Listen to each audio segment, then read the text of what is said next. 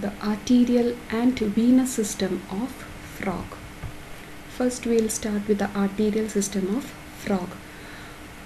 Arterial system, it begins with a truncus arteriosus, where the truncus arteriosus is divided into two. It is divided into left and right branches. It is divided into left and right branches, and once it is divided into two, it now each now divides into three.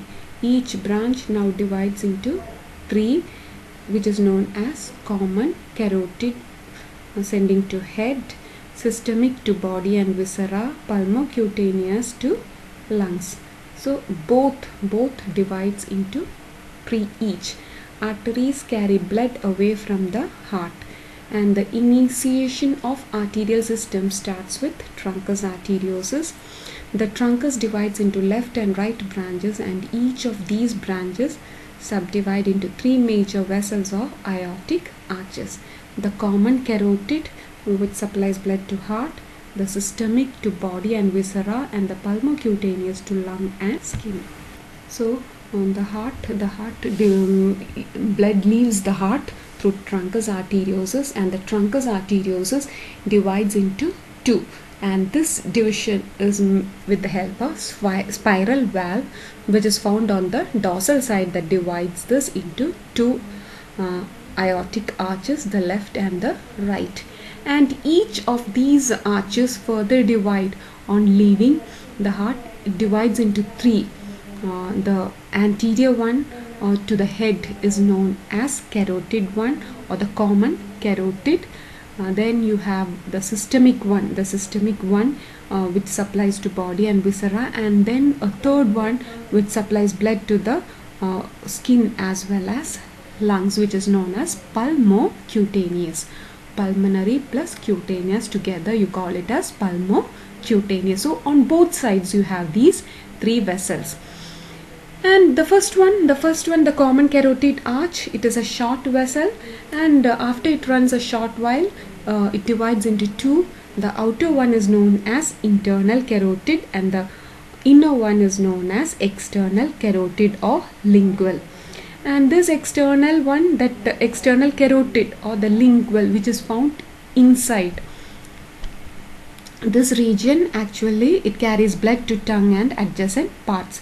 And the internal carotid is a larger one with outer branch, and there is a swelling at the base, which is known as carotid labyrinth or carotid gland. So this structure is known as carotid labyrinth or carotid gland, and it's considered as an organ that controls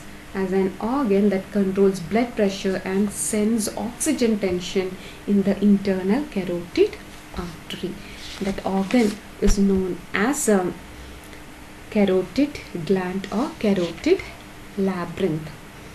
And the internal carotid, it divides into three minor branches, which the first one, the palatine to the roof of the mouth, cerebral to the brain, and ophthalmic to the eye region.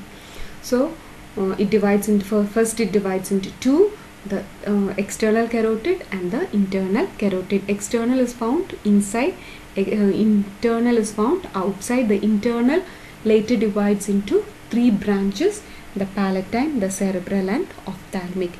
You have a carotid gland or carotid labyrinth at the base of the internal carotid. So the next one that leaves is the systemic one. The systemic branch or arch is the longest of the three, and it distributes blood to different parts of the body. Behind the heart, from both sides, from right side as well as left side, behind the heart, it unites together to form the artery or the dorsal aorta. It forms the dorsal aorta behind the heart. Before forming the dorsal aorta,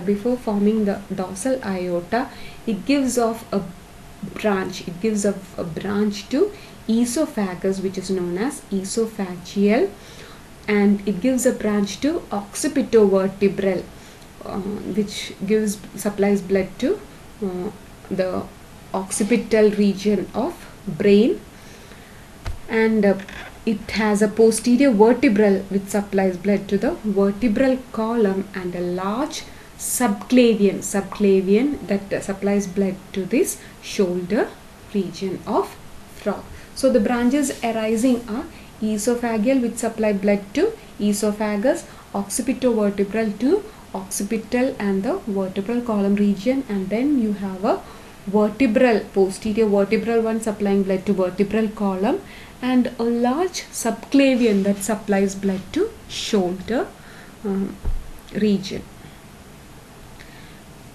And this subclavian, it extends into hand or the forelimb. It extends into the forelimb of frog as brachial artery.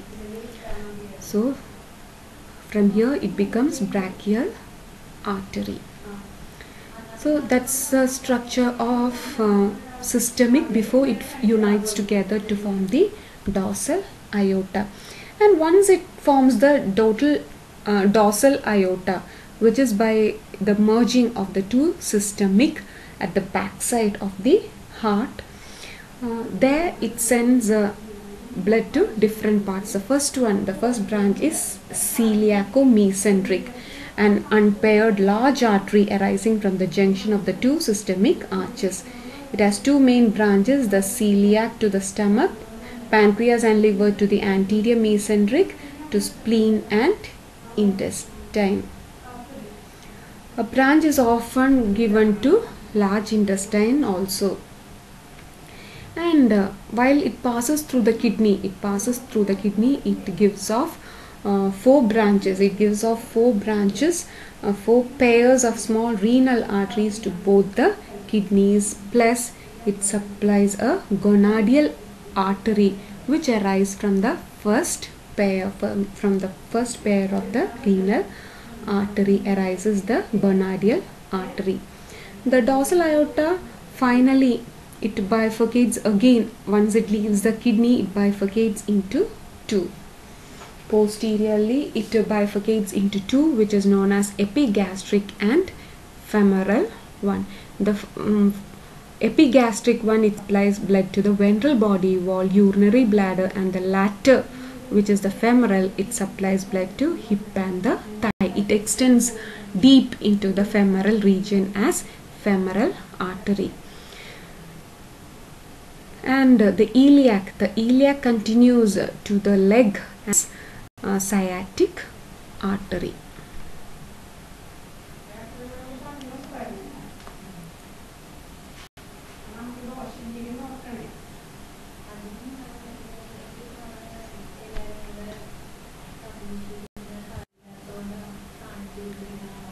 So that's the arterial system, where you have the first 3 branches. Then you have it joins together to form the dorsal. There it supplies to the kidney, and the first one it bifurcates and sends to testis.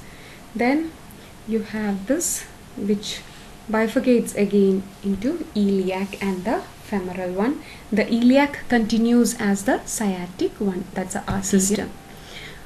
Common carotid arch, it's short vessel that runs forward and outward. It divides into 2 branches, external and internal carotids. External carotid, it is also called lingual. It's a smaller inner branch that carries blood to the tongue and adjacent part. Internal carotid, it's a larger outer branch. It forms a little swelling at its base called as carotid labyrinth or gland. Its lumen is converted into a labyrinth by folding of walls. A network of small vessel forms the inner cavity of carotid labyrinth, and it's a sense organs that senses the blood pressure in the internal carotid artery. The internal carotid artery, it is divided into 3: a palatine to the roof of mouth, a cerebral to the brain, and an ophthalmic to the eye. The systemic arch, it's the longest of the 3 arches, and each systemic gives off 3 vessels: the esophageal to the esophagus, the occipitovertebral which gives to the occipital region and the vertebral column and spinal cord, the subclavian that supplies blood to the shoulder region, and it extends to forelimb as brachial artery. And all these arteries exhibit bilateral symmetry. The esophageal is absent on right side. Dorsal aorta is formed by the union of both the systemic arches. It runs posteriorly, lying mid-dorsally, just beneath the vertebral column. It gives off celiac, mesenteric, gonadial, the renal to the kidneys, the posterior mesenteric, as well as the common iliacs. Pulmocutaneous arch, it divides to two main arteries. The pulmonary to the lung, cutaneous to the skin of dorsal and lateral sides, and various other structures. Of these, auricularis supply blood to tympanum, thymus gland, lower jaw, pharynx and hyoid. Dorsalis supplies to skin and dorsal side of the and the lateral supplies the skin of lateral sides of the body. And venous system of frog. Venous system of frog is very important. It is a combination of veins. Veins are those blood vessels in which blood of the body returns to the heart, and it can be studied in four parts. The pulmonary veins that carry blood from lungs, so that is oxygenated one. Then you have the cable veins, the cable vein that carry blood, deoxygenated blood from different parts of the body. Then you have the renal portal vein. Portal veins are something that starts as capillaries and ends as capillaries. From whole region, blood is collected by the capillaries and it is emptied into the kidney. Then those veins that starts in capillary and end in capillary is known as portal system. So you have the renal portal system that starts as capillaries and ends as capillaries within the kidney, and the hepatic region or the lung also has the hepatic portal vein. So this is four parts. I told you four parts are there. You have the precavals that open on the right auricle. Precavals carrying blood from the head region. You have the postcaval from the posterior portion of the body, and this empties into the sinus venosus. So that's about the precaval and postcaval. A single postcaval carries blood. This postcaval actually it starts from the kidney region. The postcaval it starts from the kidney region as renal vein, plus it has a gonadal vein, and all this the four pairs of renal vein, and the four pairs of renal vein and the gonadal vein join together to form the postcaval. Whereas the anterior portion of the body, the veins starting at the anterior portion of the vein, they form what is known as precavals. And this anterior whatever anterior portion blood vessels are there, they form what is known as anterior vena cava, and there's a single posterior vena cava. Anteriorly there are two precavals and a single postcaval that empties into the sinus venosus. The precavals they are two in number, and these precavals or anterior vena cava as they are called is formed by the union of three major veins: the external jugula one, which is formed by lingual collecting blood from the tongue, and the mandibular from outer region of the lower jaw. These two, the lingual and the mandibular, together form the external jugula. Then there is an innominate formed by the internal jugula collecting blood from cranial cavity and subscapular from shoulder and the back of arm. Then you have a subclavian collecting blood from the shoulder region plus a brachial collecting blood from the forelimbs, which empties into the subclavian. These three, the external jugula, the innominate and the subclavian together form the precavals. So precavals you have 2 in number at the anterior region, collecting blood from different organs of upper region. And a single postcaval is collecting blood from kidneys plus lungs and esophagus, and empties all this with the help of the postcaval into sinus venosus. The portal system I told you, it's a system of veins which begins in capillaries in one organ and ends in capillaries in another organ. And frog has 2 portal system, which is known as renal portal system and renal portal system, as well as hepatic portal system. So here you can see 2 portal systems. The kidney one emptying to kidney, it starts as the renal portal vein, it starts as small capillaries and empties into kidney. And here in the hepatic portal vein, these are hepatic portal vein, they carry blood from different organs and that also empties into the hepatic region.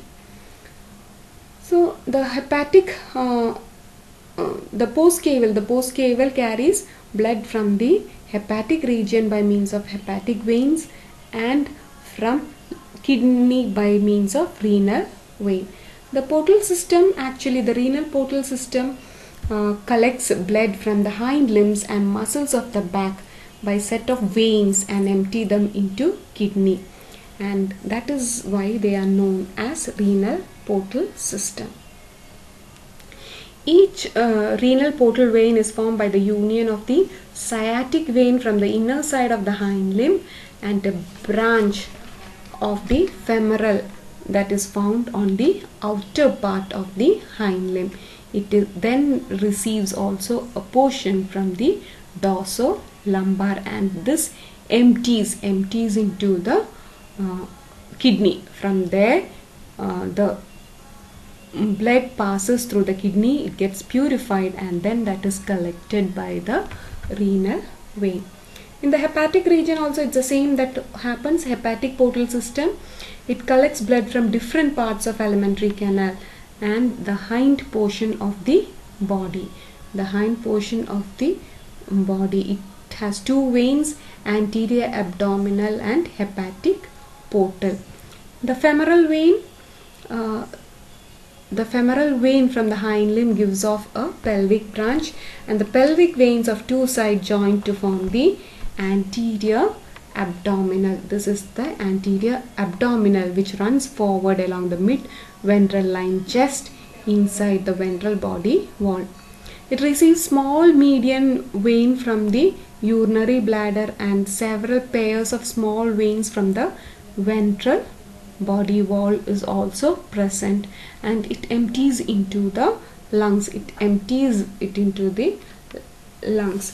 It also receives branch from different organs like esophagus, duodenum, pancreas, small intestine, spleen, as well as rectum, which are visceral organs of our body. And it empties into the hepatic region where it is purified, and that is collected by the hepatic vein.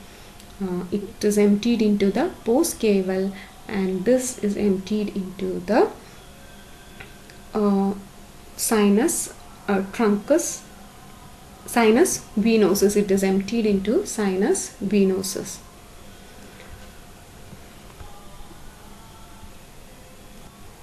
Pulmonary vein, right and left pulmonary vein collects oxygenated blood from 2 lungs.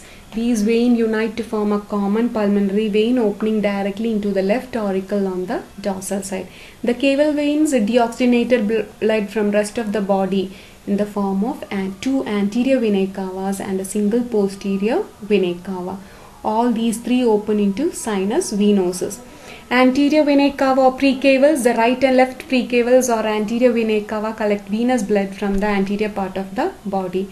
External jugula, it is formed by the slender and sinus, lingual from tongue, and mandibular from outer margin of lower.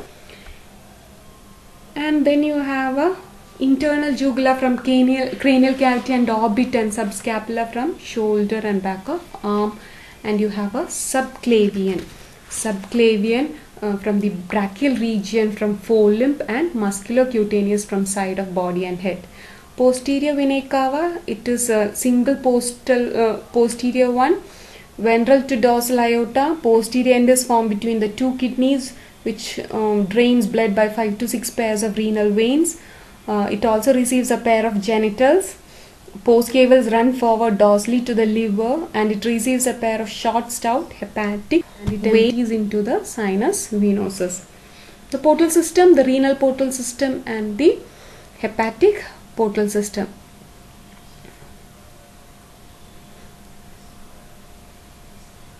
Blood of hind leg is collected by two, an outer femoral and an inner sciatic, and it empties the renal portal system. It empties into the kidney. The femoral divides into dorsal renal portal and ventral pelvic vein. The renal portal unites with the sciatic, and while running along the outer border of kidney of its side, it receives blood from the lumbar region by a dorsolumbar vein. Renal portal vein enters the kidney by various branches which break up into capillaries. The pelvic vein of both sides are united to form a median ventral or anterior abdominal vein. It receives blood from urinary bladder and ventral abdominal wall. Then it runs towards the enter liver, where it breaks up into capillaries. The anterior abdominal and hepatic portal veins are connected by small loop before entering liver. Hepatic portal system, it's formed by the joining of several branches from stomach, esophagus, intestine, spleen and pancreas. Blood to alimentary canal heavily loaded with digested foodstuffs to the liver, into which it breaks up into capillaries. The anterior abdominal vein is connected with hepatic portal vein in the region of liver.